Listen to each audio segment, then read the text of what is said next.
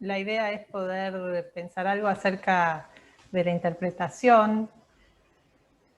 De todas formas, algunas cosas que quedaron en el tintero la vez pasada con respecto a lo que situaba en relación a la asociación libre y a la universalidad del método, ¿no? Porque, bueno, justamente en esa comparación que se trata de hacer para ubicar las coordenadas de cómo pensar, ¿no? La particularidad del psicoanálisis, hay, y yendo para, digamos, para lo que hoy quería abordar,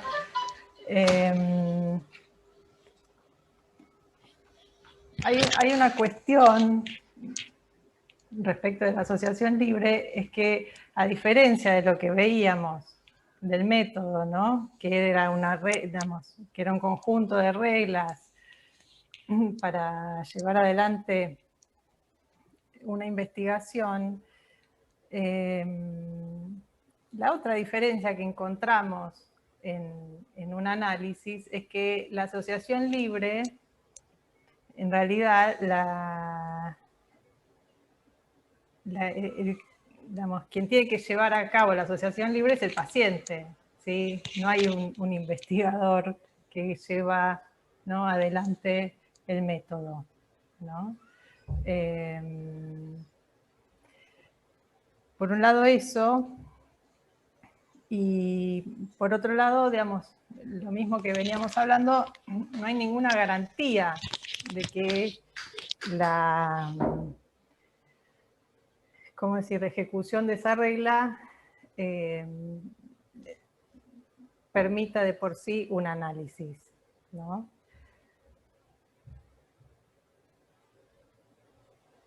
Eso por un lado. Y por otro lado, yendo a la cuestión de la interpretación, en relación a la asociación libre y a lo que veíamos del determinismo, no hay nada en la asociación libre que determine o que se pueda pensar como consecuencia lógica una interpretación. ¿Sí?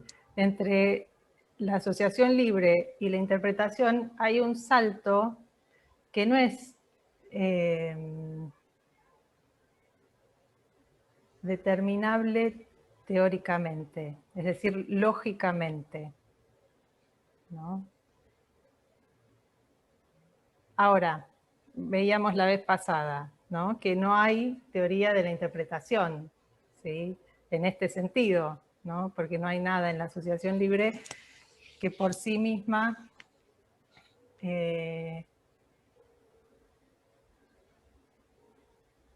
permita pensar una interpretación como un resultado lógico. Lo cual no significa, ¿no?, que no podamos pensar las coordenadas de la interpretación, o que no podamos hacer, digamos, una teoría, ¿no?, de cómo pensar la interpretación. No sé si se entiende la diferencia, ¿sí?, entre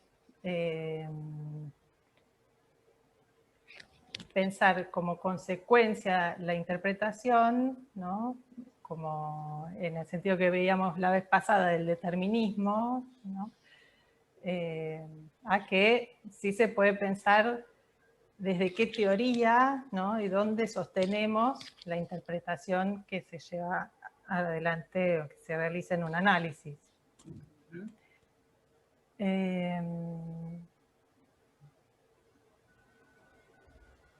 Y por otro lado, digamos, algo también que me quedó,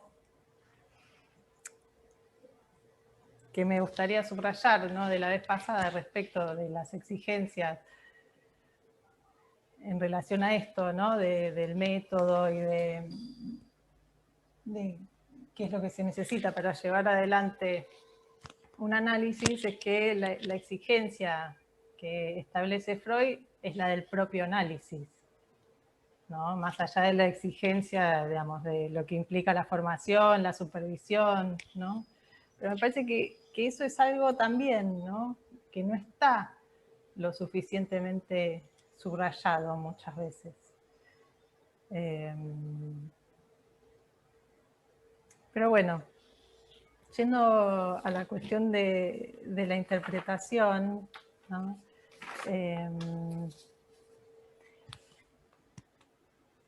Ustedes, bueno, no sé si pudieron leerlo, una bibliografía que había mencionado la vez pasada para hoy. Lo que voy a tomar, lo que voy a tomar es un ejemplo, ¿no? de una interpretación, de cómo pensar una interpretación, primero desde Freud. Es un ejemplo que toma Lacan de Freud, ¿no? Es este ejemplo que, como les decía, está en los dos principios del acaecer psíquico, ¿no? Está en el tomo 12 de Amor Ortu, está al final de ese texto. Y la interpretación que hace Lacan de la interpretación de Freud, ¿no? De ese sueño. Ahora, hay varias cuestiones que me gustaría, antes de entrar en el ejemplo mismo, ¿no? De lo que sitúa Lacan y de lo que podemos situar en relación al deseo, ¿no? ¿Se acuerdan que la vez pasada también veíamos esta cuestión de que los términos de los que utiliza el psicoanálisis no son términos nuevos, digamos, ¿no? Que provienen de otros discursos, de otras disciplinas, ¿no? Pero que el psicoanálisis de alguna manera ¿cómo decir? Cambia el significado de esos términos, ¿no? Y los cambia de una manera radical, ¿no? Entonces, cuando decimos deseo, está bueno pensar qué quiere decir eso para el psicoanálisis, ¿no? Porque es un término que ha recorrido siglos, ¿no? Bueno, de pensamientos, ¿no? Pero, bueno, en el psicoanálisis adquiere un sentido particular y es lo que trataremos de, por lo menos, esbozar hoy, porque no es, la idea no es que se van a ir sabiendo lo que es el deseo, porque tampoco se trata de eso, justamente, ¿no?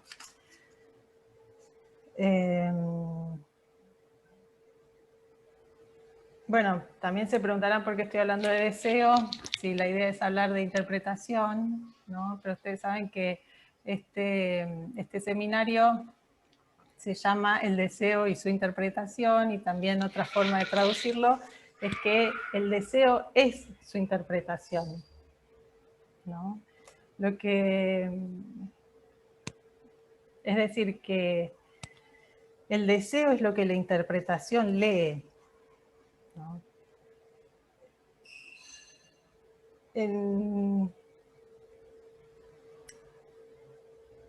Lo que dice Lacan al comienzo del seminario es que lo que él va a hacer es reintroducir la cuestión del deseo, ¿no?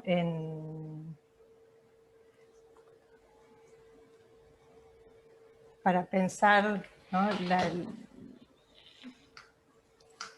Para pensar la teoría, porque, como saben, los post-freudianos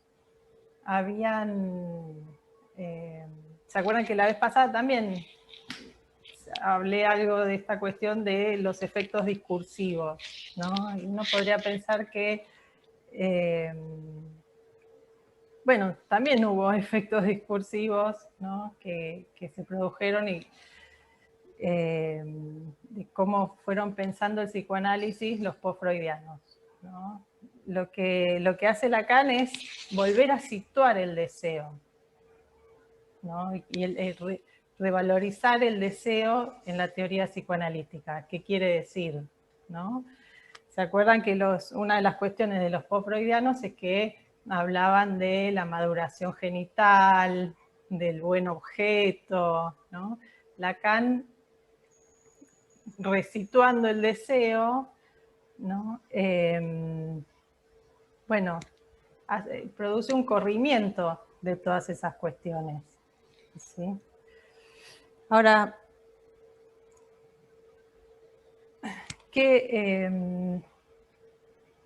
lo que dice Lacan es que para pensar el deseo, ¿no? O lo que, digamos, lo que dice que pone de manifiesto el psicoanálisis, ¿no? Es la captura del hombre dentro de lo que constituye la cadena significante, ¿no? Es decir, que lo que pone de manifiesto el psicoanálisis es la captura del hombre en el lenguaje, ¿sí?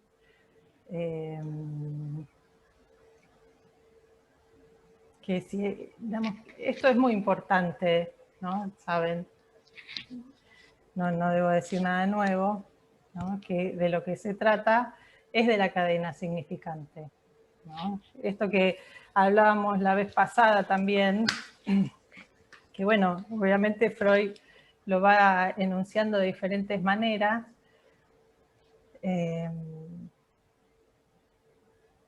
el valor de la palabra, ¿no? Pero también me parece que al resituar el deseo, ¿no? Lacan también revaloriza, ¿no? Y además necesita servirse de eso,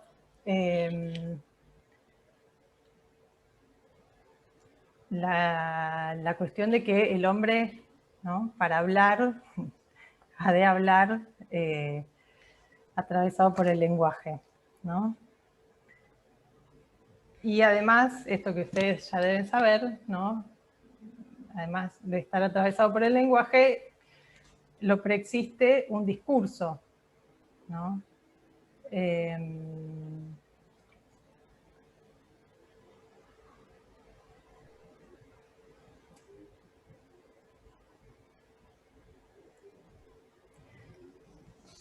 Ustedes saben que, bueno, en el seminario anterior, Lacan viene hablando, pasó el seminario anterior hablando del chiste y de las formaciones del inconsciente, ¿no? Justamente lo que dice es que en todas las formaciones del inconsciente, lo que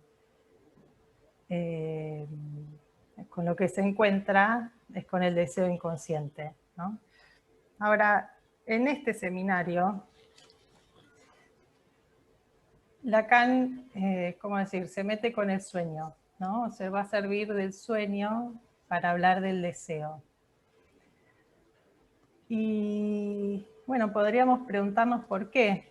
En principio dice algo que a mí me gustó respecto del texto de Freud, de la interpretación de los sueños, ¿no? Que es un texto mágico, ¿no? Que si bien él como dice, bueno, que sabe que lo pueden malinterpretar, ¿no? Aún así lo dice. Hace poco presencié, ¿no? Una demostración de magia, ¿no? Donde esos libros, ¿no? Que primero se muestran blancos, las páginas, después con un dibujo en blanco y negro, y después, ¿no? En los dibujos a colores. Me hizo acordar a eso, ¿no? Porque lo que Lacan dice respecto del texto, ¿no? Del libro, de la interpretación de los sueños, es que uno tiene la sensación, ¿no? de que se pierde, de que se olvida, ¿no? Entonces, de que no puede ordenar eso que hay ahí, ¿no?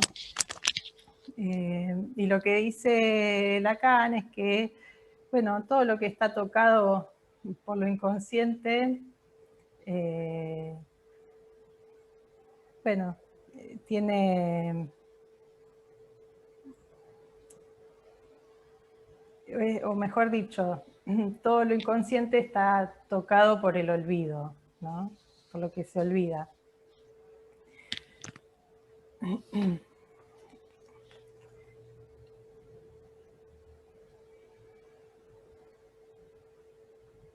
A ver, decía, bueno, de pensar por qué, ¿no? Toma el sueño. Y lo que va a decir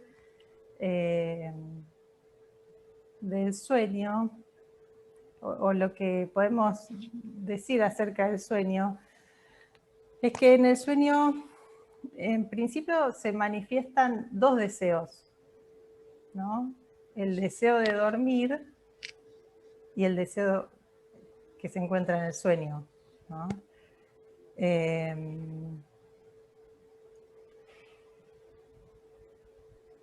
Eso por un lado, y digamos, eso me parece que ténganlo presente, ¿sí? Para pensar estas cuestiones del deseo. En principio ya son dos deseos, ¿no? Perdón, Cari, aparte, vieron que Freud dice que justamente el sueño es la vía regia de eso inconsciente. Por eso también pensaba, ¿no? Esto de Lacan pensando el deseo en el seminario 6 a partir de pensar los sueños, ¿no? O sea, bueno, si vamos a leer el deseo inconsciente, escuchemos estos sueños y toma los sueños que vos marcabas recién, ¿no? Entonces es como la vía de acceso, ¿sí? Principal que marca Freud, ¿no? Dentro de todas las otras formaciones del inconsciente también, ¿no? Pero el sueño privilegiado, diría. Sí, pero a ver, sí.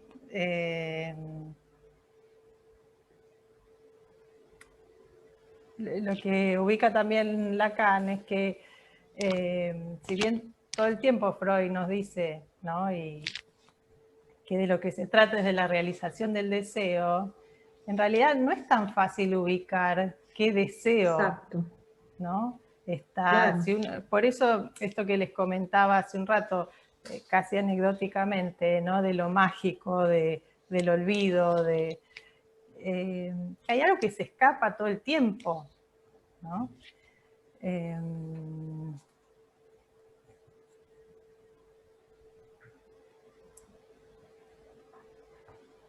Ahora, pero ¿por qué señalaba esto de los dos sueños? ¿No? Porque no solo son el deseo de dormir, ¿no? Y el deseo del sueño, que Lacan lo llama deseo de muerte también.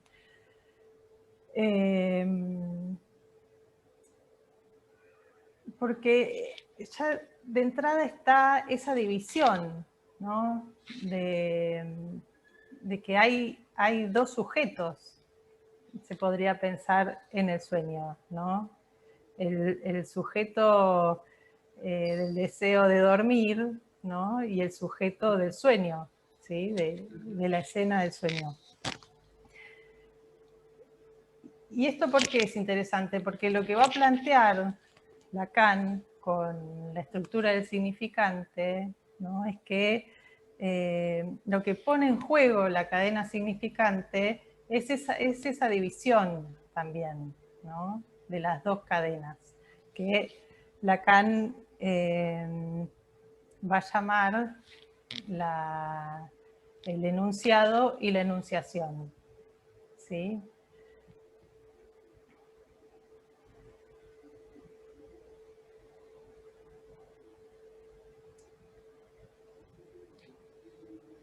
Y esto, ¿por qué es interesante? Porque así como les decía que el psicoanálisis cambia la idea, digamos, transforma, resignifica, ¿no? La idea de deseo, también esto nos lleva a pensar la idea de sujeto, ¿no? ¿Qué sujeto está en juego?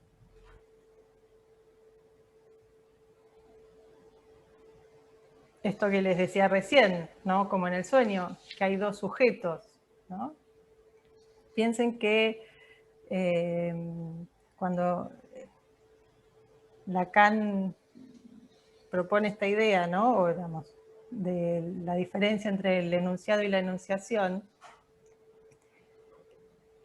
lo que está planteando es que también ahí se juega la división entre como les decía, el sujeto del enunciado, ¿no? Y el sujeto que habla, el sujeto del acto de hablar, ¿no? Les digo todo esto porque nos va a ayudar a pensar este sueño, ¿no?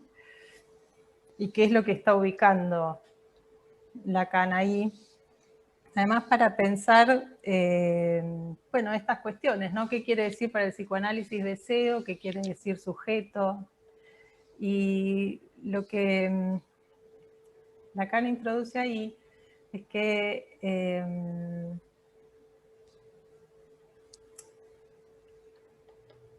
lo que dice es que justamente al introducir esta cuestión del que el hombre está atravesado por el lenguaje y por el significante, de lo que se trata es de un sujeto que habla, a diferencia de lo que ha sido el sujeto hasta ese momento, que ha sido el sujeto del conocimiento. ¿Sí? Un sujeto con cierta relación con el objeto, ¿no? Un sujeto que, el sujeto del conocimiento, ¿no? Estoy hablando, que se corresponde con el objeto, que hay una correlación entre el sujeto y el objeto, ¿no? Esto se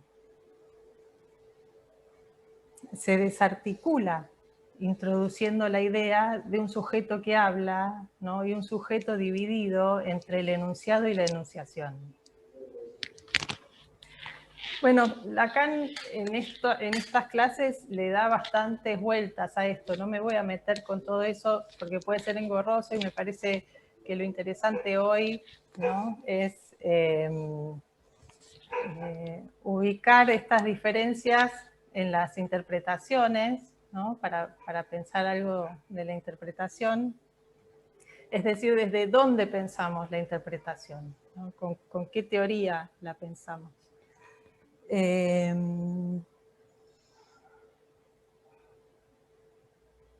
Pero bueno, lo último que les digo respecto a esto es que el deseo, el campo del deseo, plantea otra relación del sujeto con el objeto, ¿no? Que no es una relación de conocimiento. Nata, ¿vos podés poner el texto? Sí, ya lo busco. Vayamos al sueño, ¿no? Que interpreta Freud de su paciente.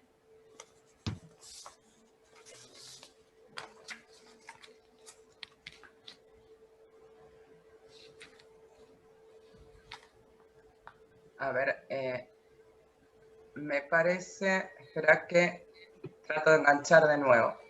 Bueno. Mientras les voy contando que en este texto de los dos principios, Freud justamente trata de dar cuenta del principio de placer o el proceso primario y el principio de realidad, ¿no?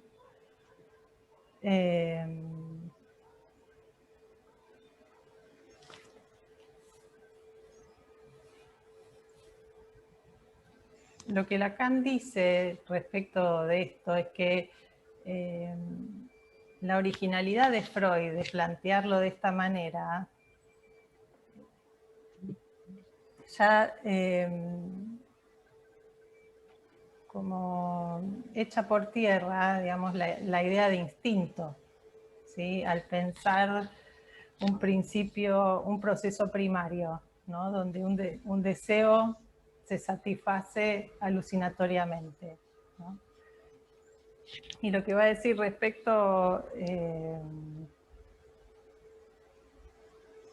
de esto, ¿no? De cómo, porque lo que él plantea es cuál es la relación del neurótico con la realidad, ¿no? Entonces, lo que él plantea es que cuando se trabaja con el neurótico hay que utilizar la moneda neurótica, ¿no? Entonces, para dar cuenta de eso, analiza este sueño, ¿no? Es que su paciente lo que nos cuenta es que había cuidado a su padre muy enfermo, ¿no? En una enfermedad muy larga y tortuosa, cruel, ¿no? Y que tuvo este sueño después de que el padre fallece varias veces en los meses siguientes al fallecimiento, ¿no? El texto, ustedes saben que para Freud es muy importante el texto, ¿no? Del relato de un sueño, bueno, y en general, ¿no? Entonces, creo que ahí todos lo pueden ver. Sí. El padre estaba de nuevo con vida y hablaba con él como solía. Esperen que me tapo. Pero él se sentía en extremo adolorido por el hecho de que el padre estuviese muerto, solo que no lo sabía. ¿No? Este es el texto del sueño del paciente. ¿Pasás, Nata, al otro? Sí.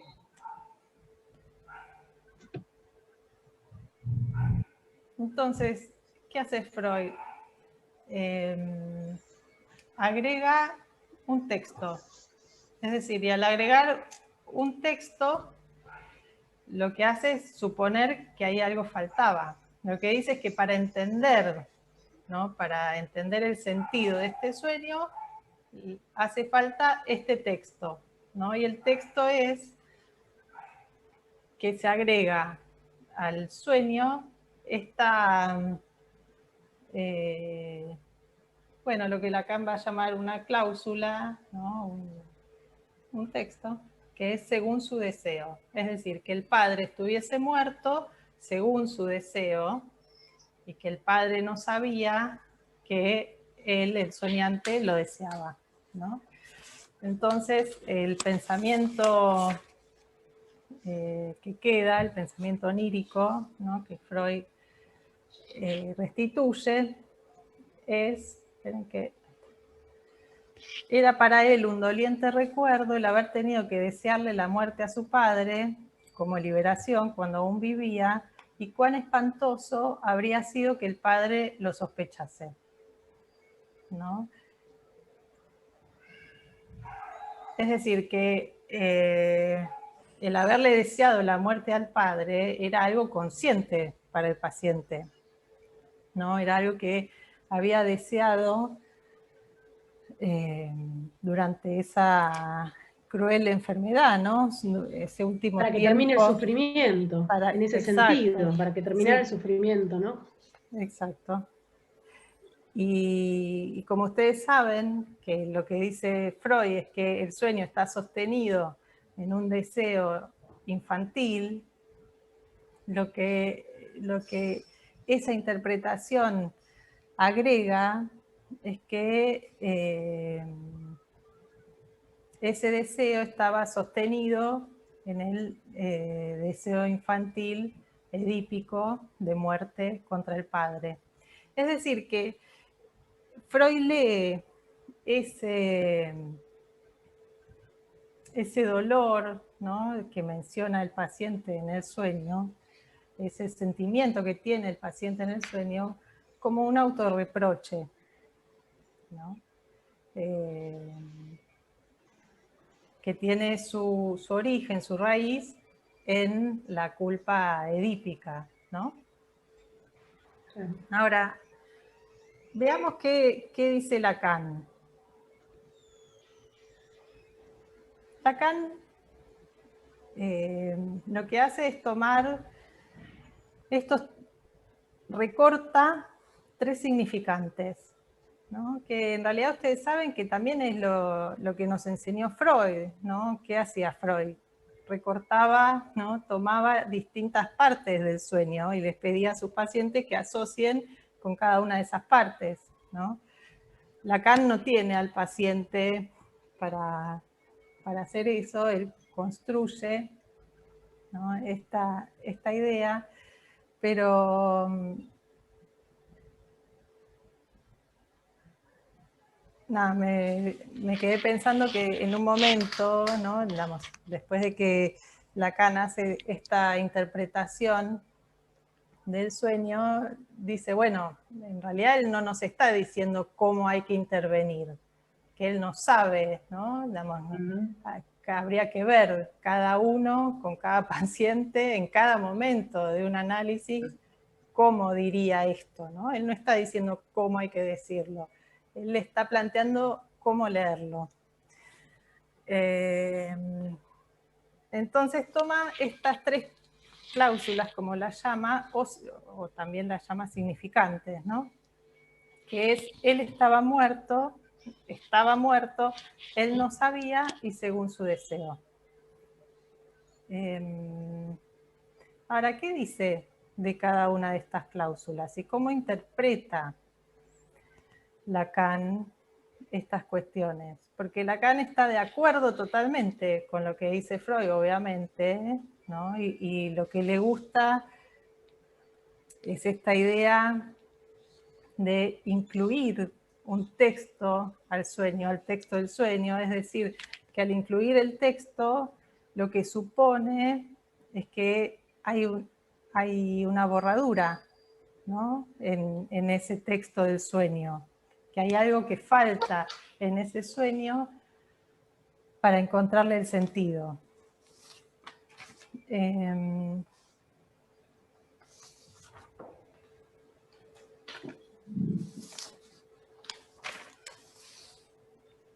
Y lo que dice Lacan es que esa idea, ¿no? es propia del significante. Es decir, lo que es propio del significante es que pueda ser borrado, ¿no?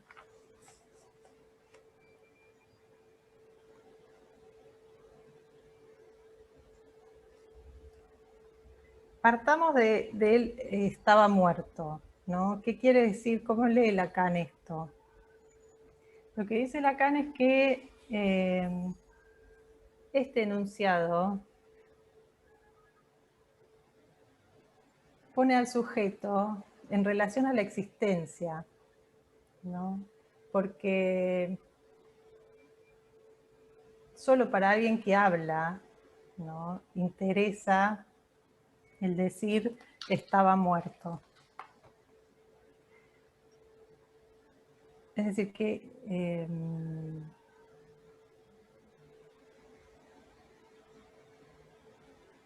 él lo compara, por ejemplo, con un animal, ¿no? Para un animal, otro animal muerto no quiere decir nada, ¿no? Es decir, que el decir, ¿no? que estaba muerto ubica al sujeto en alguna relación con la existencia, ¿sí?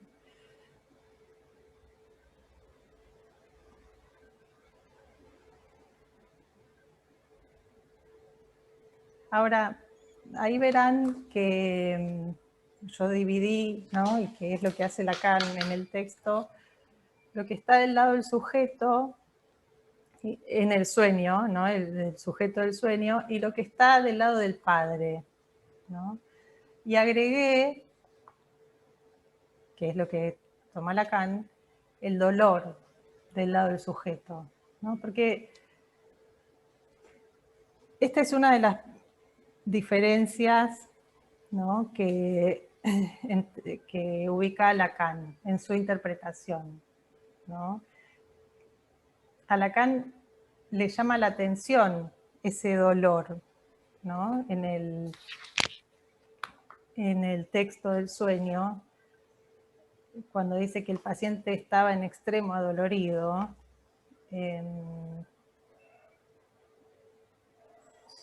porque no lo toma, no lo interpreta en el mismo sentido que Freud en relación al autorreproche, ¿no? Sino que lo interpreta justamente en relación al dolor de ese padre, ¿no?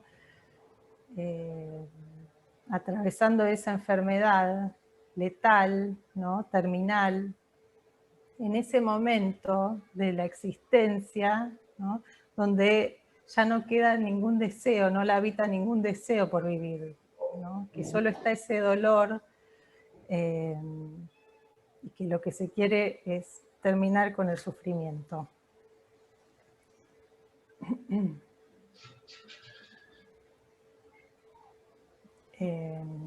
Es decir, ahí ubica, ¿no? la diferencia con Freud respecto del dolor, y lo que dice es que no sabemos si el padre o si el sujeto sabía o no de ese dolor de la existencia, ¿no? Pero lo que el sueño nos dice es que el sujeto sí sabía de ese dolor, ¿no?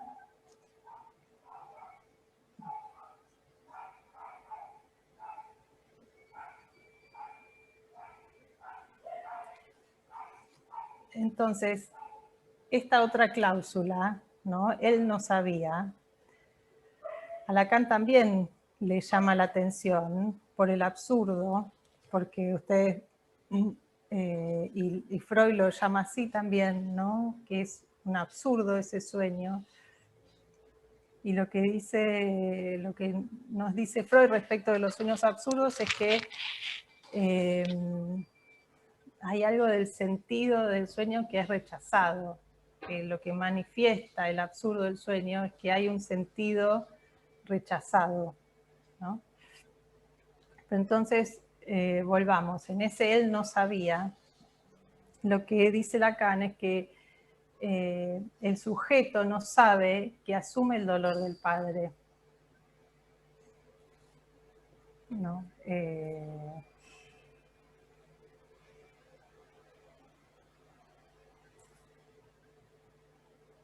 Que encontré la cita, si querés, la puedo leerles un cachito, ¿sí? Porque está interesante como lo plantea Lacan, esta cuestión de ese hijo ahí viendo ese sufrimiento ahí, ¿no? Y dice, o sea, y eso retomado en el sueño, ¿no? No hay allí nada en último término, arpan que lo leo. No hay allí nada en último término de la existencia más que el dolor de existir, más bien asumirlo como el deseo de otro que está allí y que habla siempre como yo, moi, el soñante. Continúa hablando. Se ve desnudarse ese último misterio que no es sino a fin de cuentas, que el contenido más secreto de ese deseo es del Padre, que no tenemos ningún elemento en el sueño mismo, sino eso que sabemos por conocimiento. Lo que es el contenido de ese deseo es el deseo de castración del padre, es decir, espera, que te estás adelantando. Ah, bueno. Okay. Porque, claro, por eso, es decir, esto, lo que les quería transmitir es que ese absurdo, ¿no? Ese sentido que es rechazado, ¿no? Es que el sujeto en él no sabía, Lacan está poniendo el acento en esto, ¿no? Que hay algo, ¿no? Que es doble, que el sujeto prefiere no saber, ¿no? Pero además esto, que no sabe, que asume el dolor del otro. ¿Y esto qué significa? ¿No? Porque lo que dice Lacan justamente es que el sujeto sabía de su deseo de muerte hacia el padre, ¿no? Y sabía también, seguramente lo que dice Lacan es que sabía también de esa rivalidad con el padre, de que en algún momento, ¿no? Porque si era un sujeto en análisis, alguna idea de eso debía tener, ¿no? Entonces, por eso Lacan está ubicando ese él no sabía en otro lado de donde lo ubica Freud, ¿no? ¿Qué es esto? Él no sabía que estaba asumiendo ese dolor del padre, ¿no? Ese dolor de la existencia, ¿sí?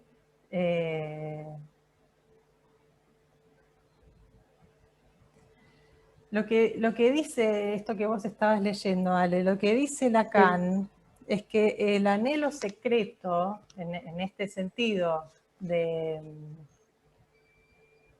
sueño, ¿no? Y de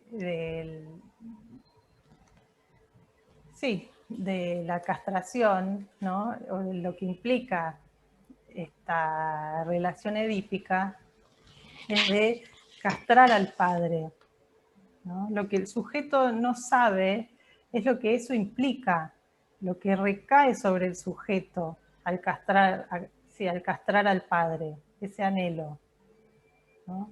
Que justamente lo que significa es que esa muerte recae sobre él, ¿no?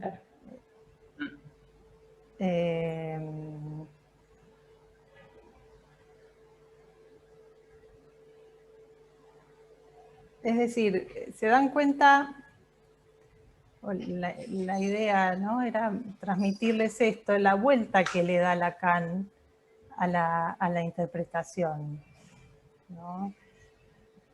Por un lado, separando en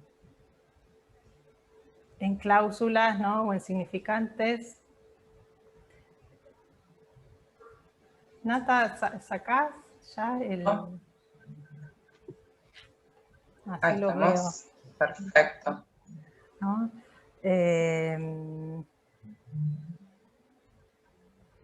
Es decir, que por un lado Freud no cerró el sentido tampoco. Agregó una cláusula, ¿no? Agregó un texto donde dice que, bueno, algo de ese absurdo del sueño puede ser entendido, ¿no? Pero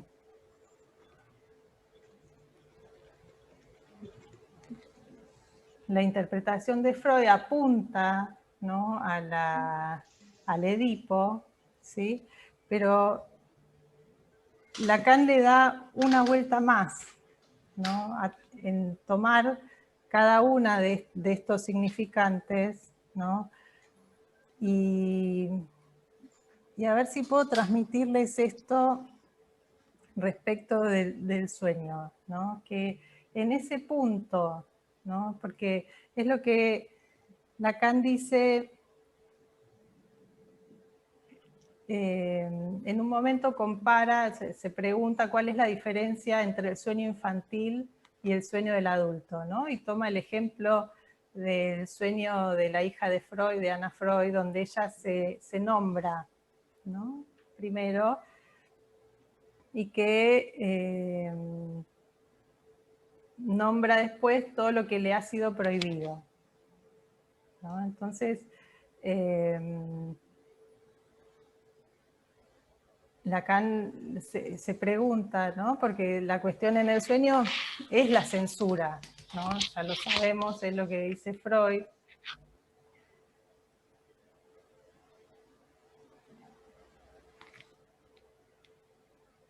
Pero dice, bueno, ¿y cuál es la vuelta, ¿no? En el sueño del adulto?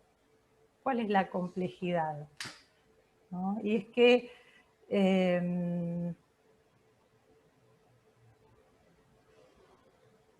y pone el ejemplo, ¿no? De que él en seminarios anteriores había tomado, ¿no? de una de las formas de pensar lo que se pone de manifiesto en el sueño, que alguien dice, bueno, el que diga que el rey es un boludo, ¿no? Creo que era uno de los ejemplos, se le cortará la cabeza, ¿no? Entonces, acto seguido, alguien sueña que tiene la cabeza cortada, ¿no? Entonces el sueño pone de manifiesto que esa persona está diciendo que el rey es un boludo, ¿no? Entonces,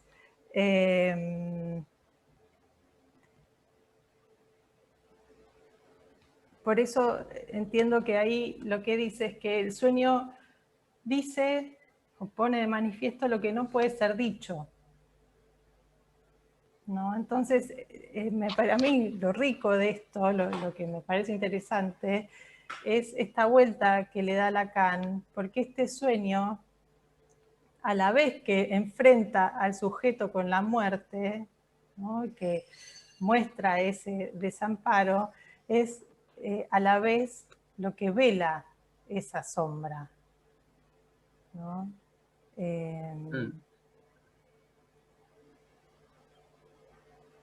Lo que dice Lacan es que justamente esa rivalidad con el padre es lo que vela, ¿no?, el encuentro, ¿no?, con la muerte, ¿no? Porque la muerte del padre lo deja él como, por decirlo de alguna manera, como el que sigue, ¿no? Lo deja expuesto a eso de lo cual el padre lo protegía, ¿no?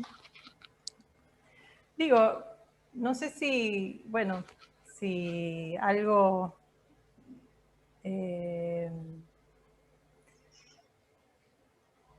más o menos les quedó de esto, pero digo, piensen, o por lo menos a mí me resulta, ¿no?, la complejidad de lo que implica el deseo, ¿no? ¿Cuál es el deseo en este sueño?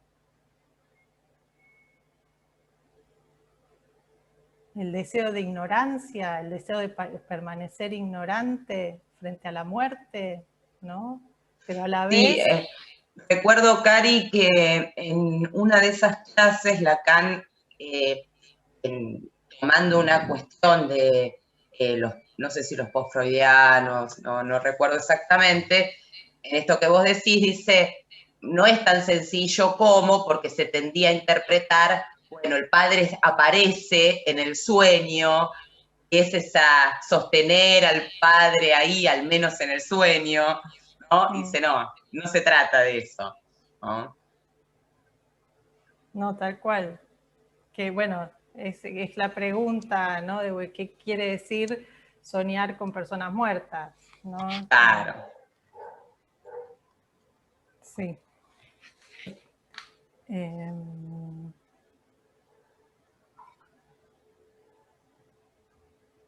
Dice, ¿qué quiere decir la aparición, ¿no?, del muerto, sino que el sujeto no está muerto, porque puede sufrir en lugar del muerto, ¿no? Es decir, es eso que lo enfrenta, ¿no?, a la muerte, a la vez es lo que lo está velando, ¿no?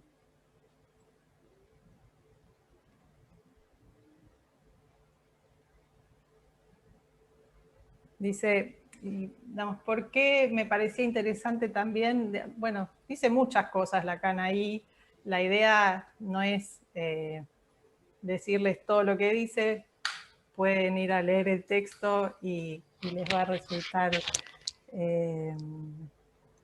bueno, espero que les resulte tan interesante. Pero lo que les quería decir es esto, la idea en el gráfico, ¿no?, que ubica por un lado el sujeto y por otro lado el padre, ¿no?, es que también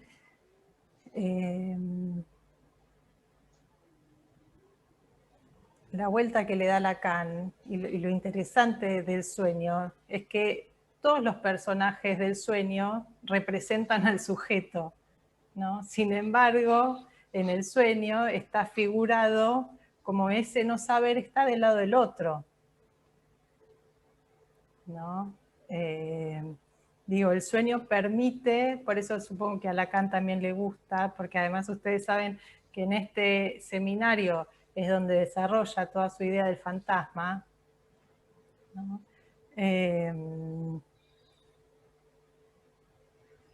Digo, cómo el sujeto necesita al otro, ¿no? También hace un desarrollo respecto de en relación a él no sabía, ¿no? De cuando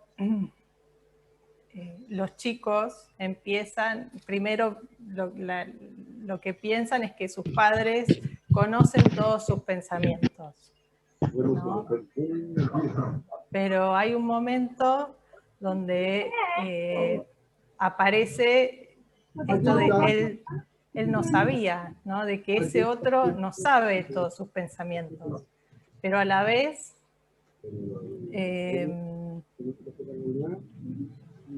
ese desconocimiento, no sé, respecto de sí mismo, ¿no? Digo, me gustaba ese...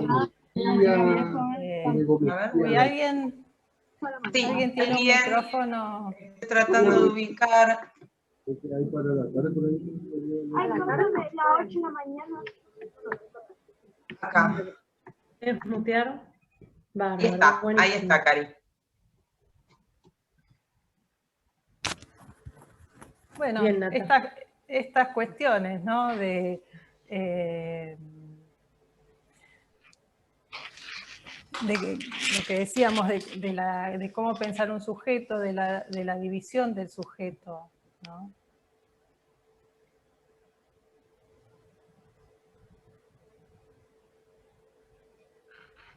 Y bueno, lo que dice Lacan es que le interesa este sueño ejemplar, ¿no? Ejemplar en el sentido de los personajes, ¿no? De cómo pensar el deseo, y que los personajes de este sueño son un padre, un hijo y la muerte, ¿no? Dice el valor que tiene este sueño en relación a, bueno, a esto que les decía. Pero bueno, no sé si tienen alguna pregunta, si algo se entendió, si...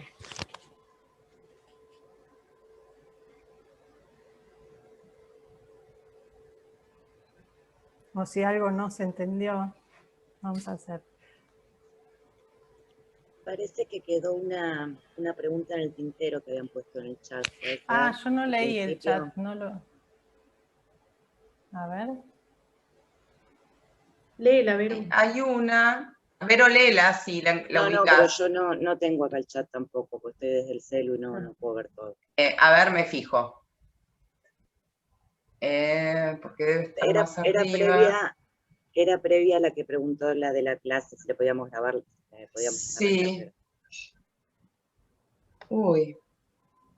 Dice que ¿qué sucede? ¿La encontraste, Carlos? Ya. ¿Qué sucede con la parálisis de sueño esta? Esa. Sí. Lo trata también el psicoanálisis. ¿La parálisis del sueño? Bueno, no es muy en el sentido de lo que veníamos trabajando, me parece, ¿no? No, por eso yo no entendí la pregunta, para que la retome quien había preguntado. Ah. No sé si está.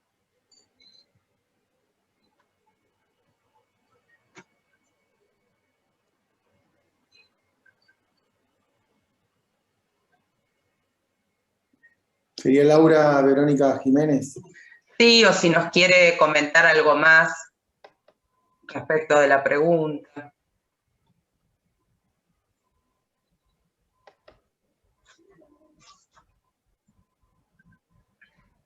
A mí me parece interesante esto, Cari, que habías planteado, que creo que está bueno para seguirlo pensando, esta idea de freudiana del agregado de la cláusula, porque si bien es cierto que Lacan lo resalta como agregado, es Freud el que hace ese trabajo, ¿no? O sea, cuando leemos el sueño en el texto de los principios del acaecer psíquico, Freud dice ahí que agrega, que lo que le da sentido al sueño es el agregado de esa cláusula o pensamientos que habían sido suprimidos, ¿no? y que si tomamos la idea de que fue suprimido, tenemos que pensar en la represión, ¿no? Que hay algo que si hay algo que se suprime es porque, bueno, en algún punto debió ser suprimido. Y esto que decías también como un punto que parece contradictorio pero que no lo es, y que es que por qué habría que suprimir algo que en definitiva el sujeto del sueño, el soñante, digamos, sabía, porque efectivamente sabía que el padre, que había deseado la muerte del padre. No era algo inconsciente o, no sé, olvidado o lo que sea, ¿no? Era un pensamiento que efectivamente el soñante había tenido. Y sin embargo queda suprimido, ¿no? Y parte de la interpretación implica agregarlo. Está muy bueno eso que decís, pues yo no lo tomé, porque, digamos, en relación a eso que yo decía, ¿no? Que ubicaba Lacan, que el sujeto sabía de ambas cosas, ¿no? De haberle deseado durante la enfermedad la muerte y de en algún momento de su vida haber tenido esa rivalidad con el padre. Pero bueno, es que es complejo, porque lo que dice Lacan es que lo que se suprime, lo que se reprime, es el lugar, por eso yo hablaba de la borradura, ¿no? Claro. Es el sujeto, ¿no? Que lo que resalta Lacan ahí no es el según su deseo, ¿no? Lo que resalta es el según, ¿no? Que lo que está ubicando es la la relación del sujeto con la cadena significante. Y esto, es decir, que lo que está suprimido, ¿no? En el sueño es el lugar del sujeto como enunciación, que lo que reintroduce la interpretación es eso, ¿no? Que el según su deseo no solo está introduciendo el deseo, sino que está introduciendo al sujeto. Exacto, claro, claro. Ahí justamente hacen esa pregunta Diana, no, Pero pueden Leonardo. hablar. Sí, si se puede ahondar más en la diferencia entre enunciado y enunciación, justamente, ¿no?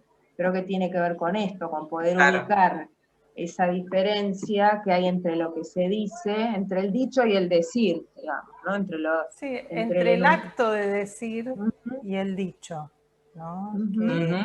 Que lo que siempre va a estar desconocido para el sujeto es el lugar desde el que habla. ¿No? Por eso me parece que también digamos, cuando Lacan habla en relación al estaba muerto, ¿no? Ubica al sujeto en relación a la existencia, dice ahí que lo que ubica en relación a esa existencia es que el sujeto no puede, ¿cómo lo dice exactamente? Porque no puede extinguirse, ¿no? En esa cadena, ¿no? Es como esa idea de una vez que, digamos, entra en la existencia, no puede extinguirse como sujeto, ¿no? Más allá que dice también en estas clases, ¿no? Que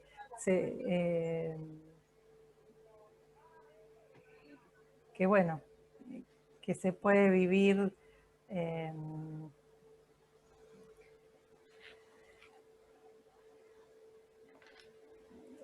como, bueno, me sale decirlo así, se puede vivir como un muerto, ¿no?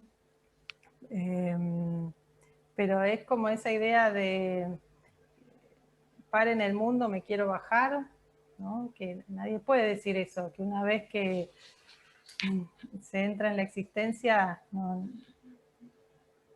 hay forma de extinguir eso, ¿no?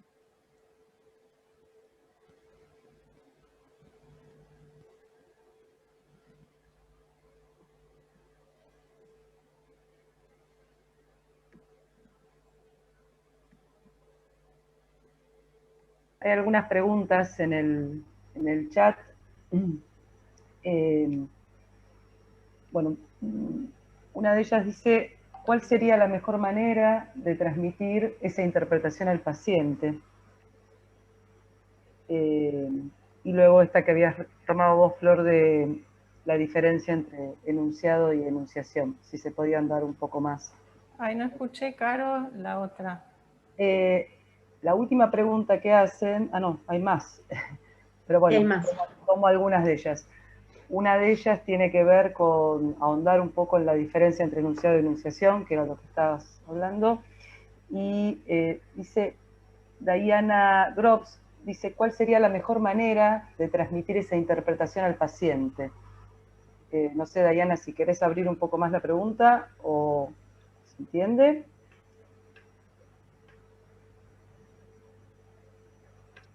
Hola, ¿qué tal? Ahora sí, ¿me escuchaste, Cari? Sí, Diana. ¿Qué tal, Diana? Bien, todo bien.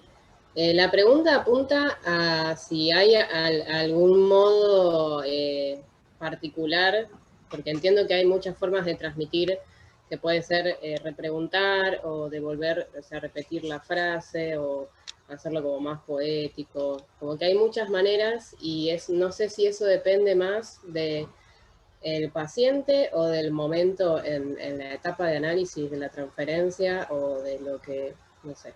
Así que esa era la pregunta.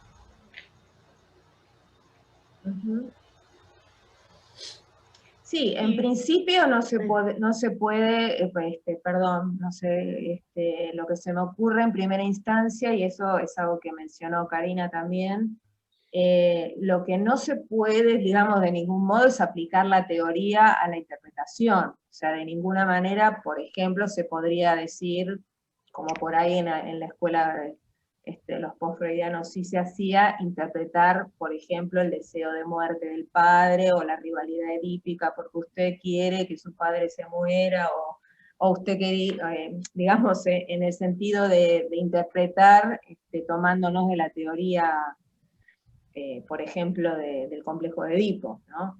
Creo que eso no corre en este caso, ni en ninguno.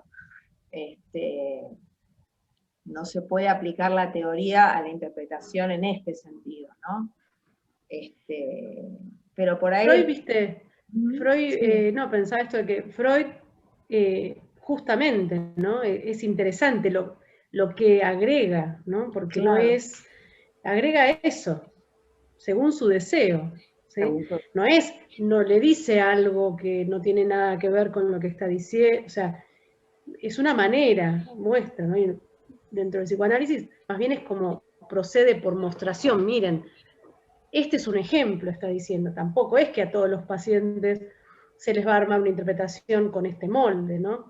Pero esto por eso es importante cuando uno supervisa, ¿sí? Poder hablar de qué es lo que se transmite, qué es lo que cómo se está pensando algo que les pasa a un paciente y demás, porque no hay una teoría, a la vez, no hay una teoría en el psicoanálisis, así se debe interpretar, ¿sí? Freud, en el psicoanálisis me refiero a lo que escribió Freud, ¿no?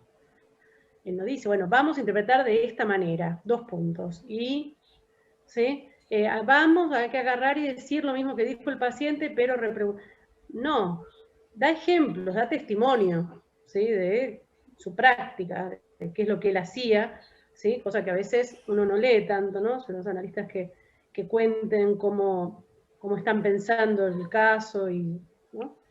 Y me parece que, bueno, que por algo tampoco no hay una teoría o un escrito de Freud donde Freud diga se interpreta de esta manera, ¿sí?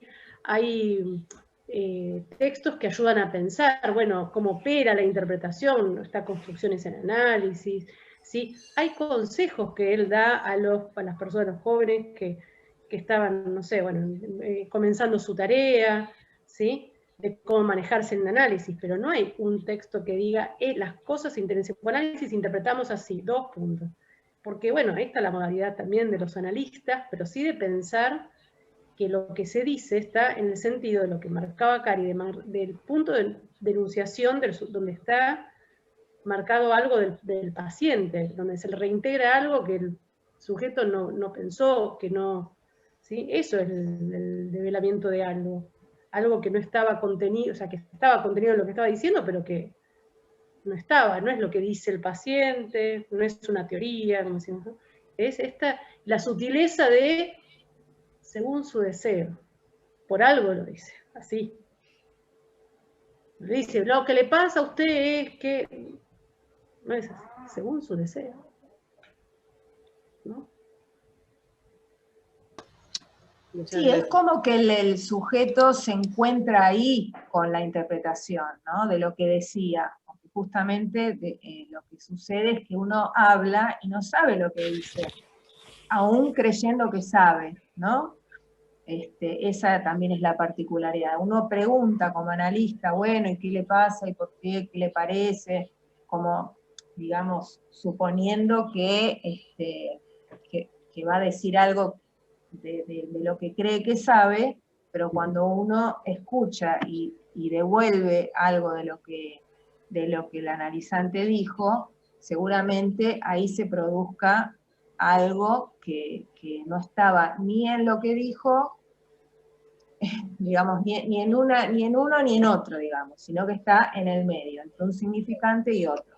En la neurosis de transferencia está. Claro. En eso que se arma en el medio, ¿no? Del analizante y el analista, en la neurosis de transferencia. Claro, por eso no es que hay una mejor manera o una manera, ¿no? Es lo que pasa en cada análisis con ese paciente, con ese analista. Claro, y aparte en es muy... relación al tiempo, ¿no? Perdón. Sí, sí.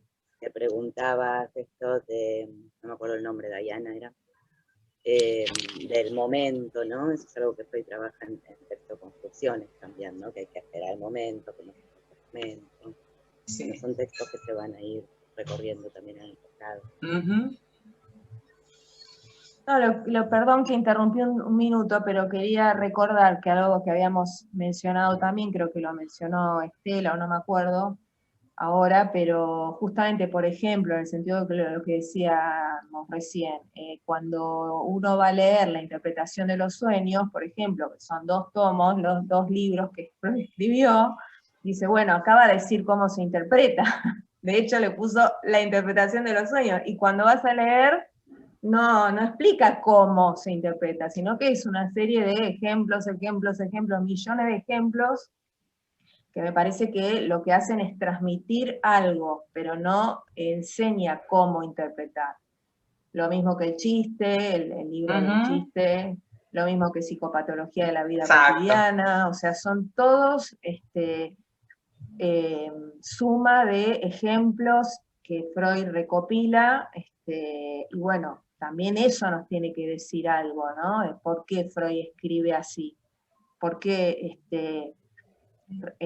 justamente está dando cuenta de alguna imposibilidad, ¿no? En esa misma forma de transmitir. Está buena la duda, la pregunta esta, porque yo creo que es una duda que, bueno, que todo el mundo cuando empieza a querer pensar en cómo se trabaja en psicoanálisis, al principio es muy común esto, pensar, bueno, y ahora, pero esto que entendí que le pasa al otro, que escuché que le pasa, ahora cómo se lo transmito, qué le digo, qué se dice de esto. Bueno, por eso subrayaba la cuestión de que para eso uno supervisa y va también aprendiendo, ¿no? Eso, pero a través de supervisión, creo que es el ámbito, ¿no? Donde también se puede pensar. Entonces se piensa ya para cada paciente, porque la supervisión no es general de todos los casos, de este paciente, de este otro. ¿No? Había quedado pendiente, no sé si lo respondimos, esta cuestión de la diferencia entre el enunciado y la enunciación. No sé si, digamos, qué es no sé quién hizo la pregunta, si quiere especificar un poco más qué es lo que no se entiende o respecto de eso.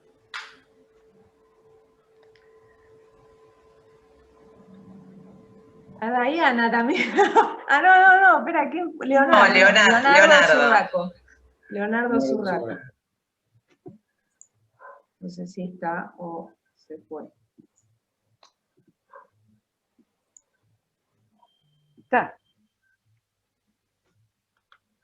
Bueno, esto aquí Uy, se me cortó. vamos a entrar, Leandro, ¿sí? Dice, ¿esto también se aplica al caso, en el caso de la muerte de la madre? Si querés, Sí. ¿cómo lo pensaste, Raquel, si querés contarnos? ¿O qué más pensaste de esto? ¿Por qué se te ocurrió esto de la muerte de la madre? ¿Qué pensaste? No, porque yo perdí a mi mamá el año pasado, en septiembre del año pasado, y muchas veces sueño con ella, que está como gritando, que está mal, y pienso que, bueno, estoy cargando con el sufrimiento de ella. Bueno, me pongo mal cuando hablo de eso, ¿viste? Como que... Está bien. Y por eso hice la pregunta, porque hablan de la muerte del padre, el deseo. Yo me acuerdo cuando mi papá falleció el día anterior, deseaba que muriera, pero para que no sufriera más. Pero en el caso de mi mamá, yo no quería que falleciera. Pero bueno, eso, por eso hice esa pregunta.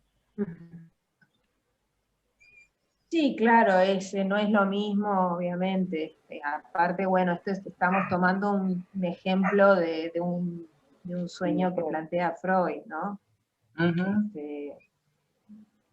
Después, bueno, cada uno, no te preocupes, digamos, si tiene que ver con eso, no es que es generalizar para todos lo mismo. Además, bueno, tiene que ver con el Edipo, con el complejo de Edipo, es diferente. Claro, justamente, ¿no? Por eso esto habla acerca de los sueños, de la muerte de los padres de todo el mundo, ¿no? Si no, bueno, es por eso decíamos, como un ejemplo, y el psicoanálisis piensa cada caso y cada sufrimiento. Supongo que en ese punto el sufrimiento tuyo, Raquel, será el de Raquel, ¿sí? O sea, habrá alguna forma de pensarlo, y es distinto a lo que estamos pensando en este caso puntualmente. ¿Sí? Es para cada caso, y bueno, así opera el psicoanálisis, ¿no? Pensando en cada caso de forma diferente. ¿No?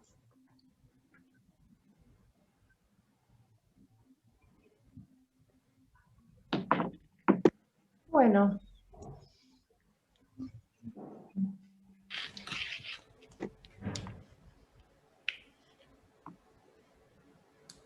Hay una pregunta, Cari, también dice de Vanessa Escobar. Entiendo que es el caso por caso, que no hay que generalizar la interpretación. Me gustaría saber, si ustedes son tan amables, cómo acompañar al sujeto cuando la pulsión de muerte está latente. Soy ateo. Y bueno, eso es así, me parece que es el caso por caso. Habría que ver. Sí, uno puede pensar ahí apuntar al deseo, digamos, ¿no? En el caso que está como muy pregnante la cuestión de la muerte, bueno, uno puede pensar en apuntar al deseo. Lo que pasa es que eso hay que articularlo en, no sé, efectivamente en el caso por caso. Claro.